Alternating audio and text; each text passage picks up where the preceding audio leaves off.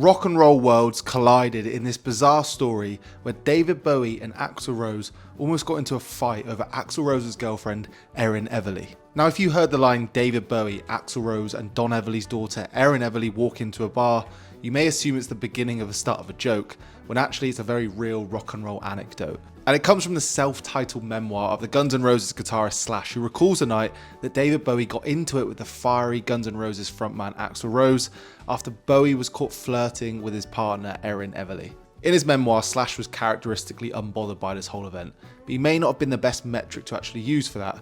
After all, he did accidentally walk in on his own mother, Ola Hudson, having sex with David Bowie once. While most of us would have left out the sexual activities of our parents from a memoir, no matter how star-studded it may have been, Slash clearly deemed it appropriate to give the readers a sense of his bohemian upbringing. Slash's mother, Ola Hudson, had been a costume designer back in the day, working with the likes of Diana Ross, John Lennon and of course David Bowie, which is eventually what brought the Life on Mars singer into the Guns N' Roses orbit.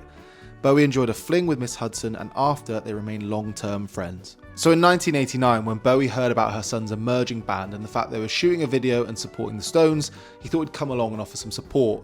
What he didn't expect was to be getting in a fist fight with the band's frontman Axl Rose. At the time, Guns N' Roses were well and truly on their road to the major leagues. The band were announced as the warm-up act for the Rolling Stones at their favourite haunt, the Cat House.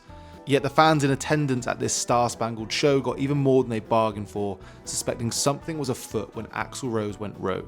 With Bowie and Hudson sitting in the front row no less, Axl started throwing nasty insults in David's direction, sneering and posturing towards the singer with his usual cocksure swagger. Bowie, who thought the air had been cleared and showmanship involves leaving sour grudges in the wings, was seemingly disgusted with Rose's actions. He stood up and left midway through the Guns N' Roses set.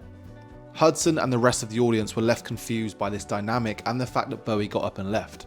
That was until Slash later provided context onto why it happened, and that was that Bowie was caught hitting on Axl Rose's girlfriend Erin Everly.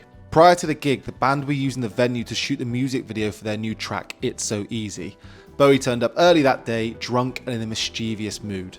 The video was set to feature Erin Everly in leather bondage gear and handcuffs, something that Bowie was clearly attracted to. And so the inebriated David Bowie was said to have approached the leather-clad Erin Everly, and according to the Cat House owner, once Axl Rose found that out, he completely lost it. It all ended with Axl chasing Bowie out onto the streets of LA screaming, "I'm gonna kill you, Tin Man," it's reported. At that point it was just an anecdote until Slash cleared it up completely in his memoir. But then the Guns N' Roses frontman was vindicated in his actions later that night when he bumped into Mick Jagger, who was joined by Eric Clapton, and the three of them engaged in a David Bowie bitch fest. The Guns N' Roses singer said, "I'm sitting on this amp and all of a sudden they're both right there in front of me, and Jagger doesn't really talk a lot, he's just real serious about everything, and all of a sudden he's like, 'So you got into a fight with David Bowie, did you?'